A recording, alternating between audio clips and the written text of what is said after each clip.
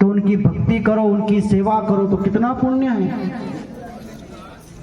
गुरु का जो वचन तुम पालन कर दो, महान पुण्य है। एक खाली श्रद्धा से उनका वचन पालन करो ना, सरल है, लेकिन गुरु के वचनों का पालन करना बहुत कठिन है। कठिन इसलिए है कि जिसको पाप करना कठिन बन जाए उसके लिए गुरु महाराज का वचन सरल पड़ जाए, और जिसको पुण्य करना, जिसको धर्म करना कठिन बन जाता है उसको गुरु महाराज का वचन पालन करना बहुत कठिन बन जाता है। ने होपोती तक एरो नीव है, वो कभी गुरु महाराज नहीं बना सकता है।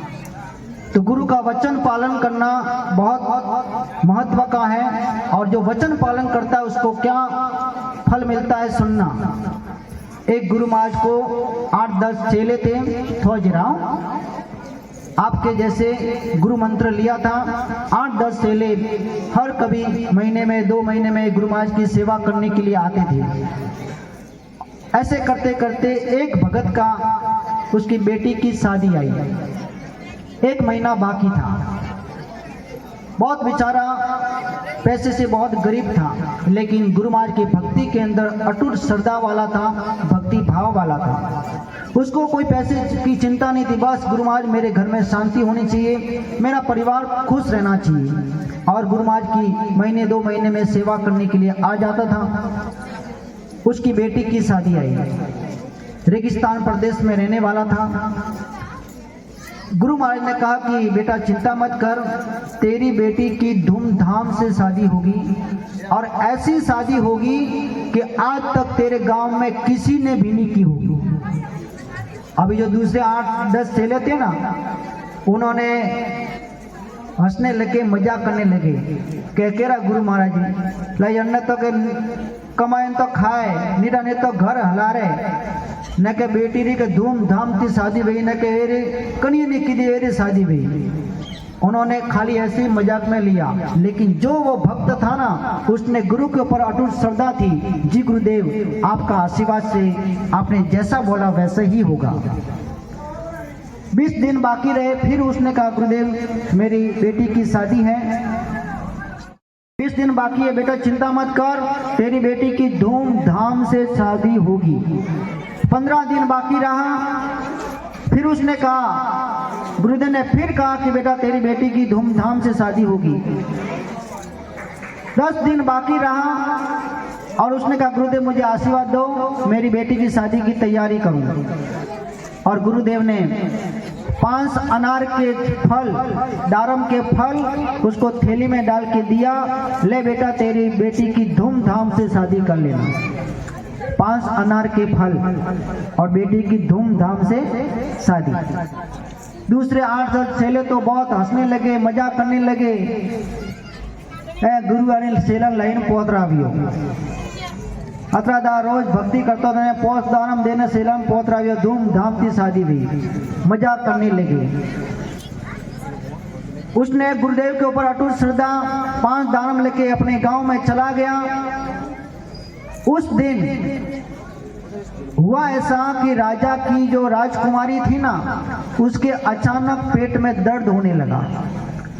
राजा ने डॉक्टरों को बुलाया, हकीमों को बुलाया, वैद्यराज को बुलाया, हर प्रकार की दवाई देने लगे, लेकिन राजकुमारी के पेट का दर्द मिटता ही नहीं था। रोती थी, चिल्लाती थी, कोई भी डॉक्टर उनकी राजकुमारी का पेट का दर्द मिटा नहीं सका। राजकुमारी चिल्लाने लगी, रोने लगी।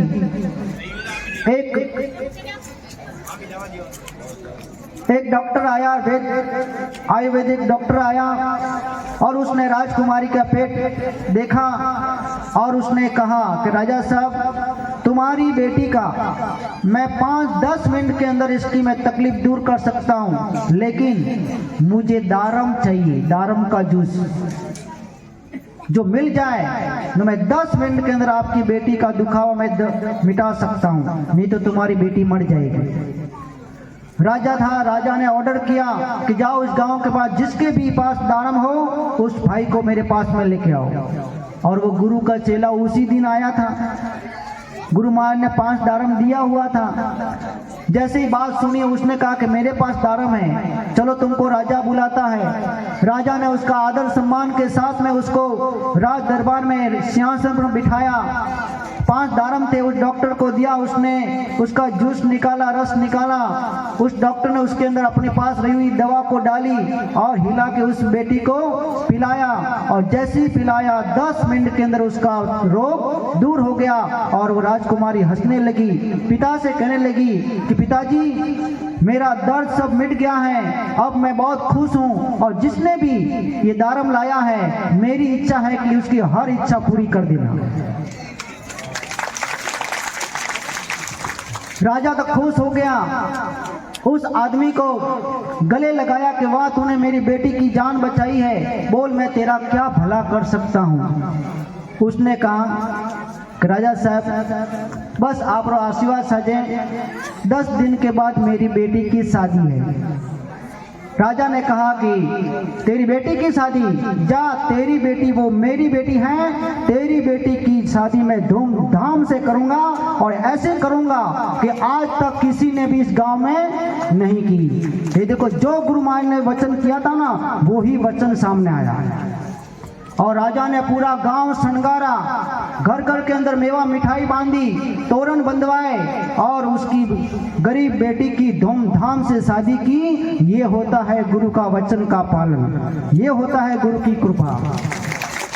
इसलिए गुरु के बिना जीवन उद्धार नहीं। एक बार गुरु जो कहे उस पालन पर अब चलेंगे तो अपना शरीर का, अपने परिवार का, अपने समाज का उद्धार